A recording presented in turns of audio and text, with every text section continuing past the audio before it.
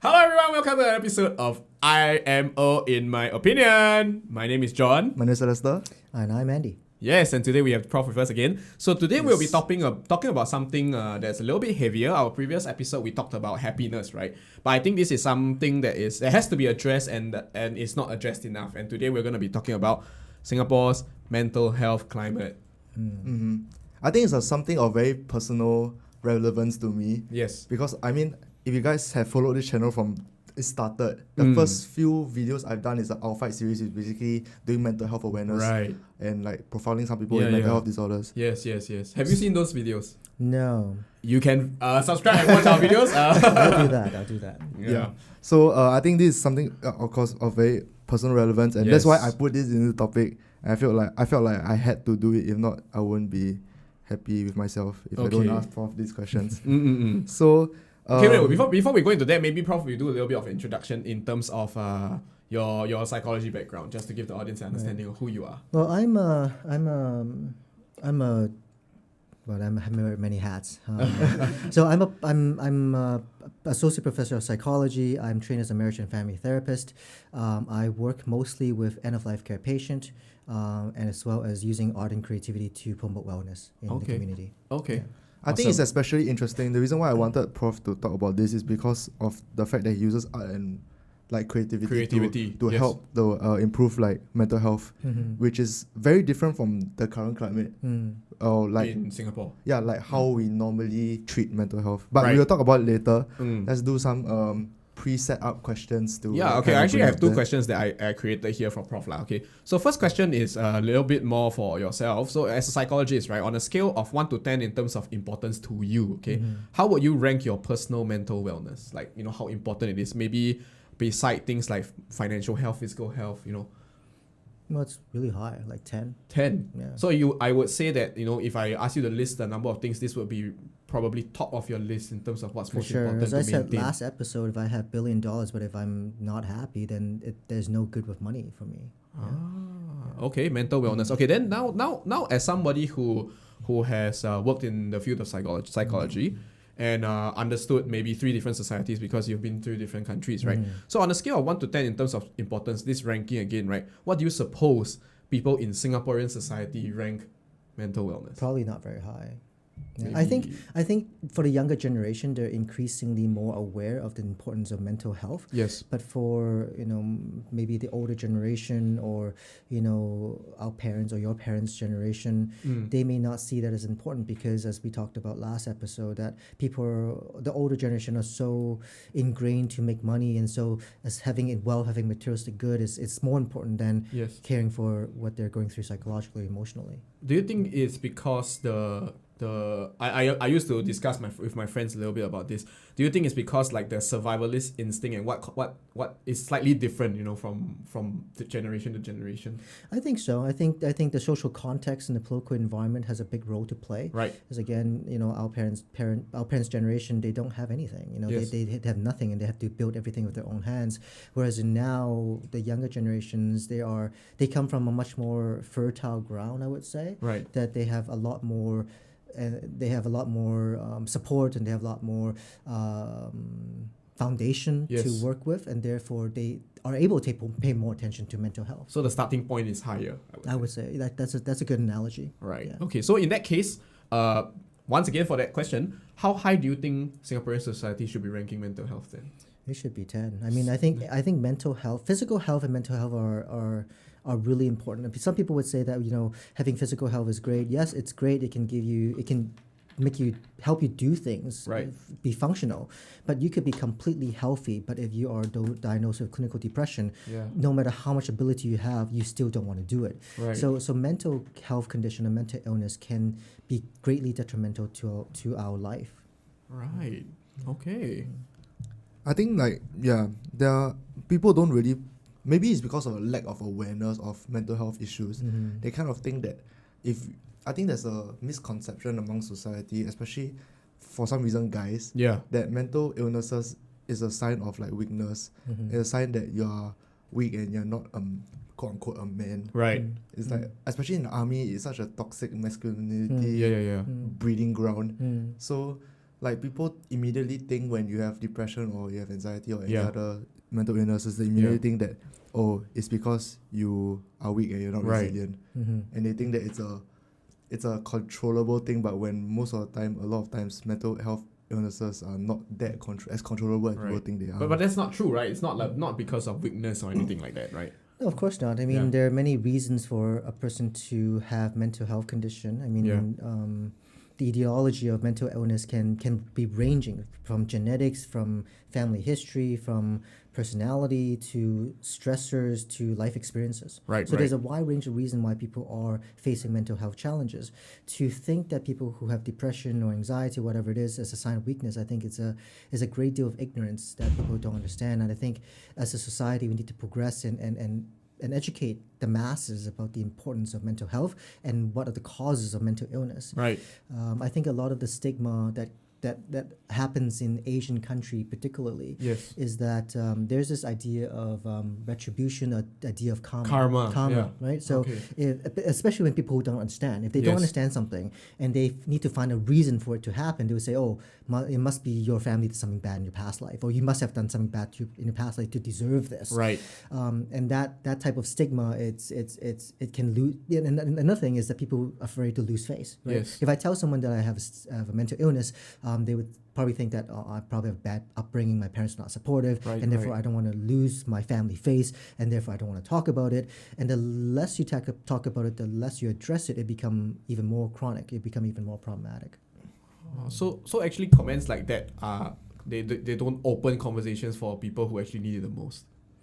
No, not when you place judgment of Right. why people have mental illness. Okay. Like even before they seek help, they already immediately Like it's have like this, shut down already. yeah, right? they immediately have this like weird thinking that, oh, it's because I'm weak, or it's not because of an issue that I cannot control, or they don't think of it as a disease or like any other physical health disease. They think of it as it's my fault. It's Yes, my and fault. that's a concept of internal stigmatization. So you're internalizing the stigma that people are giving to you. So let's say if I'm suffering depression and I know that my family, my friends, all my colleagues, even the people in the army thinks that depression is a weakness and I should not be doing this. I may initially don't believe that, but the more message that I get, the more information I get, I sort of internalize that Right. thinking and believing that I am weak, that I am not worthwhile, that there's a problem with me. So it's like because of the environment, you convince yourself that you're problematic. You internalize other people's expectation to Right. become your own value. Yeah. This is heavy, but Heavy. It's just a enlightening. real problem. yeah. Yeah, because if you internalize stigma and you start thinking that you're not worthy, you're a bad person, you're Yeah. dangerous, then it acts as a vicious cycle. You don't Yes. seek treatment, you don't get proper support, you don't take medication, you get worse. The worse you get, you don't eat. The less likely you get medication. It's just downward spiral. So, yeah. I think that's the biggest problem is that people Yeah. do not want to seek help just because they think that there's a huge stigma around it. I think maybe we are working towards it. So the next question actually leads up very nicely. Okay. So do you think that as someone who like lived in various countries before, do you feel like Singapore as compared to other countries is doing enough to help to promote mental health awareness or mental health? Well, as I said, I've only been in Singapore for 5 years, so Yeah.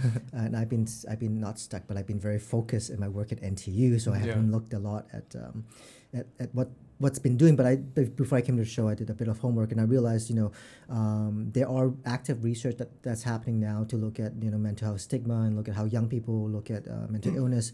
And one study that came out in 2017 that was published in the British Medical Journal found that amongst the 900 plus young people between the age of 14 to 18 that was surveyed in Singapore, half of them, or 44.5% of them, associate mental illness with something that's bad. They have about half the people, young people, think that mental health issues. When was this research again? You mentioned This was published in 2017. 2017. That's That's really really recent. Yeah, very recent. Yeah. In fact, these people probably haven't exited from that particular phase of their life yet, right? So Well, they're still young, and Yeah. and also they also found that especially Chinese youth, yes. they believe that people with mental illness are dangerous, and they have a very low tolerance for them. I think it might be a media thing. Like if okay, all the how so? movies, like in popular media, I would say that mental health is being portrayed in a very terrible way. Yeah, it Like- is. That has a great role to play too. Media has a great role to play. I mean, in Hong Kong, especially when I lived there for 10 years, every time there's a mental health patient that was rehabilitating in the community, but something happened and he hurt someone, it Right. get really blown up in media, and people get that message and start believing that every mental health patient is like that. It's like dangerous. It's and- dangerous. Right. Yeah. So it's concerning. Yeah. It is. But at the same time, if you look at Singapore, and again, based on some of the things I read recently, Yes. NCSS, National Council of Social Services, they recently launched a program called Beyond the Label. Yeah. Beyond the Label. So they're actively doing something, public education, intervention to help eliminate these type of stigma imposed on people with mental health conditions. Right. Do you know about this, John? I have not heard of it actually, to be honest. I'm not I would say I'm just gonna admit it, okay, that I am not super informed in terms of what Singapore has done for mental health. And I think this is also an issue, you see, because like I think for this episode as well, I represent the general demographic that knows nothing and is not concerned because I am not directly affected or negatively affected. And as a result of that, right, there is this ignorance slash lack of desire to find out more. I feel that like for people like me, right, I'm more concerned about things like the flu, when like mental illness is similarly illness, right? It should be something that I ought to be concerned about, especially preventively before my family gets infected, or something like that. And like I only very recently came to this understanding that mental health illness is like any other illness. You never know when you might get infected, so to say, so to speak. And like this is something that like opened my eyes a little bit, because I never thought to think of mental illness that way. Like how my mom would nag at me to take vitamin C to prevent me from falling physically ill, right?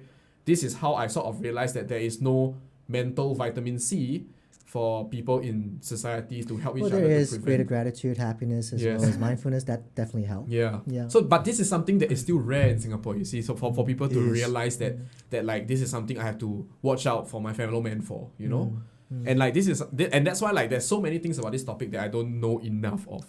It's such a huge taboo as well. It is. For some reason, people don't like talking about. Okay, I understand the reason. Like Yeah. people just generally don't like talking about mental health. Yes. And if someone has like depression, whether or not to blame the other person is another issue. But just hearing someone about their depressive like episodes and like or like anxiety attacks is tiring. Yeah, and they don't know how to respond. Like they Yeah, don't. know I how to really respond. do not know sometimes when people come to me with these kind of issues, and like sometimes besides like I wouldn't say that I get frustrated or anything like that, but I feel helpless.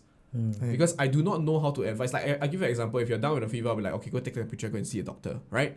That's the typical response that people will be. But if someone comes to me and said like I'm feeling depressed, I'll be a little bit panicked because I do not know what is the right way to approach. And probably sometimes the most common thing to say is that, it's going to be okay, don't think too much about it.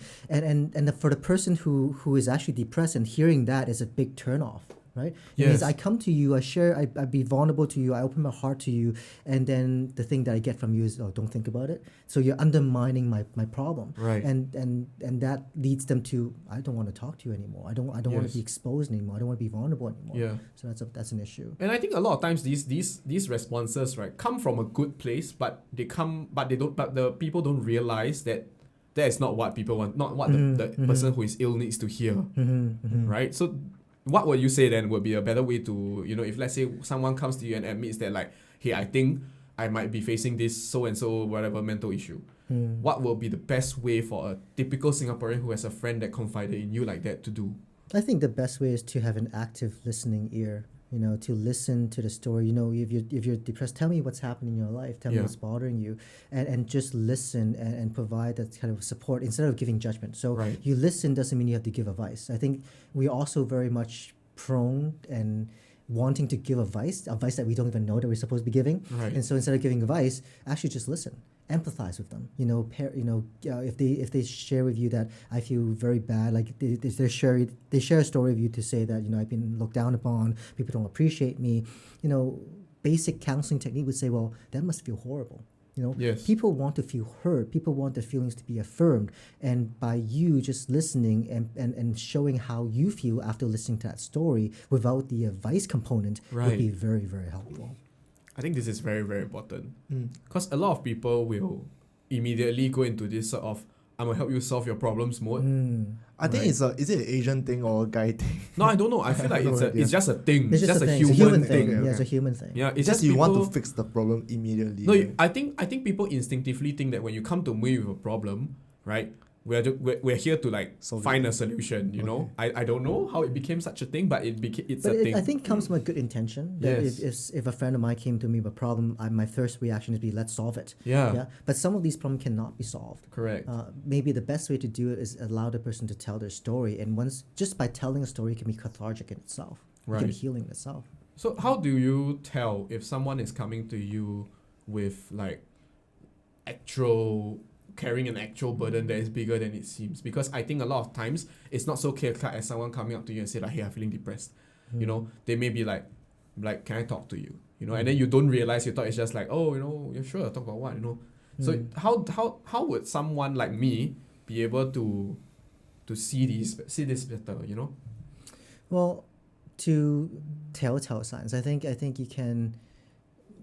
What we can do is to have an open mentality, open mindset, open heart, and Right. if someone call you up and say, I want to talk to you about something's been bothering me, just invite that person to tell their story, Right. and instead of saying, hey, I know I can solve a problem, or let's solve this, or giving them suggestions or recommendation, Right. simply say, well, I really don't know what to do in this situation, but I'm glad you told me, and I'm your friend, and I want to be here to support you. You know, the next time you have another issue, come and talk to me. Let's talk about this. You know, and another thing we can do is understand what type of service is available in the community. You know, there's a lot of NGO, VWOs, and even NCSS provide services like Yes. this. And if you realize that your friend has a problem that is so big that you cannot manage or you cannot help them, give them that information. Provide them with that referral would be very helpful. So actually the only solution you have to offer as a friend would be to refer them to the actual experts for them to properly seek referral attention. is sort of the last resort. I mean, I wouldn't say last resort. It would be one resort, but I think what we can do as a friend or as a colleague is to just listen, is to be Right. present, listen, so that the person feel like they're actually being heard. Someone appreciate and heard their story, and that give them that sense of confidence to share more, to Right. seek support if it needs to be. Yeah, if you're the first point of contact and you already rejected them, then it's impossible for them to Right. seek professional help. Yeah. I think like anecdotal experience for myself. Yeah. So I suffer from anxiety. I'm not sure Yeah. if I ever said this on. So once again, we have 3 demographics, which is perfect for this discussion. So I suffer from anxiety. So Yeah. I think the reason I remember I talked to my friend about it, and she's at the time a psychology student. Right. So I think she really did a very good job in like trying to like let me just talk and not give me much advice. Just like kind of like just let me prompt me to say more. She Right. asked questions. She didn't say she didn't give like, oh, I think you shouldn't feel this way. It should Right. be No judgment. yeah. It's oh, why do you feel this way? Oh, so what happened? Or why do you think you feel this way? It's more of questions to let myself reflect. And when it got to a point where she could no longer help me as much as I needed, she actually followed me to a psychiatrist and like Yes. physically to like say like, hey, okay, I'll be here for you. Yes. I'll follow you to the psychiatrist. You can go talk about it. Yeah. And I think that's a great way, and that's like the way that I would say I would recommend most people to do it. So that means to like encourage the person to open up more to you first before. Okay. I I'll just say don't know, open you up. know? Yeah, true. But I think once I think you have to kind of know your limit, because Yes. you're not a professional. We're not Yeah. professionals, so you have to kind of understand that there's some things you cannot solve. Yeah. And if it gets to a point where you think that okay, I think it's a problem, then you can say, hey, like SCAPE does this free therapy sessions, if I'm not wrong. SCAPE. Okay. If I'm not wrong, they do free, Yeah. and you say like, hey, there's this thing for free. There's no cost. Like on your part, there's no cost to it. Yeah. Why don't you just try? Right. And kind of nudge them to a direction that you think is the correct direction, which is probably help at that point. Yeah. And I think it's important for us to realize that for the for the person to take that first step to approach you and tell you their problem takes a lot of courage. Yes. It takes a lot of courage, and as a friend, we need to appreciate that and show that you appreciate their honesty, you appreciate their courage, and I'm here to listen. Let's see if we can work this out. If not, then I'll still listen. But if we realize that this is a major problem that we need professional help, and we'll walking you to a clinic is actually a wonderful thing to do. Yeah. I think we have like around 10 minutes left on this episode, so that was really that fast. was really quick. Let's do one more question, which I'm very interested about. Yeah. So do you think, Singapore now, if those people who don't know, depression can be kind of treated with antidepressants, anxiety can be treated with medicine like Xanax to a certain extent. So do you think that professionals in Singapore should move away from medication as a form of treatment and more towards like what you do, like art therapy and those sort? No, I wouldn't say that. I think despite the fact that antidepressants' effectiveness has been challenged scientifically and empirically, it doesn't mean that it doesn't work. There are real reason for antidepressant. There's a certain purpose for antidepressant to achieve for a person who is experiencing major depression, for example. I mean, it can, but at the same time, simply relying on pharmaceutical agent is also not healthy. We know that body, mind, and spirit is all connected. So if a person is not feeling well mentally, we can engage them more physically, that can actually help. Right? I mean, a lot of recommendation now coming from psychologists, psychiatrists. If someone have depression, it depends on what type of depression they have and the causes of depression. Antidepressant can definitely be useful. Yes. But just simply relying on antidepressants is not a sustainable long-term. It's probably not a solution for you. Yes. And so to incorporate, physical activity, to incorporate art, to incorporate things that you can do to give yourself a stronger sense of self-control. Right. That would be very useful, I think. So what you're saying is essentially it shouldn't be one or the other, but as much as possible everything. Well, so it's more holistic. A more holistic way of providing support and treatment would be the way to go. Yeah. Okay. And one last question. Do you, kind of as a wrap-up question, I think it's a nice little wrap-up question, do you feel like the stigma against mental health illnesses will ever go away, or do you feel like it's one of those discriminations, like kind of like racism, that is here and ingrained in our society? I think it can go away. I think it can go away. As from Canada, I lived there for many years. I still have close contact with Canada, and I think one thing that Asian countries lacking is that the role of sports, the role of sports team, all of these type of social elements that is existence in the US and the UK and Canada don't exist here. I mean, for example, very, very simple. I'm a big hockey fan, ice hockey fan, and every year there's a mental wellness awareness week organized by the National Hockey League of North America. And every coach, every player go on national TV to talk about their own experience of mental illness. People who got head trauma that because of concussion leading to depression, leading to suicide. People are very open. They want to bring this into the open. They have radio shows, talk shows, TV shows. It's often regularly done, and it's given by people that young people look up to. Like my favorite hockey player, they're talking about this. Then I need to listen, right? Whereas in Singapore, I mean, advocacy program like this would be very useful if you can identify a champion or a leader to talk about it. Whereas in Asian countries, we don't have those figures. We often rely on either government or rely on a singer or artist or whatnot, and that wouldn't have that much of an impact as if you have the whole community doing this. Oh, wow. Even the NBA recently has like a whole wave of people coming out and saying that they have depression, like Kevin Love, DeMar DeRozan from Canada. Yeah. So they actually all come out and say that, hey, I am suffering from depression. Yeah. Well, actually, Kevin Love left an NBA game halfway because he had anxiety, had a panic attack. Right. And he came up to the press and said, I had a panic attack and I left the stadium. And it was such a big deal for me looking and like, these are the people I watch like since I was like young. Right. And now they come out and say like, hey, I have anxiety, I have depression. That means a lot to me because like, oh, I'm normal, I'm actually okay. Yeah. If these people have it. And I think one of the biggest importance of such a program or a public health campaign is that to make normal everyday folks realize that mental health condition can happen to anybody. For people who actually have depression or anxiety, they're not so different from me. Right. So you close that social distance and realize that anybody could have this. And to have it is not a crime, it's not a retribution, it's not karma, but it's just a fact of life. Right. And the more you know about the illness, the more you can support these people.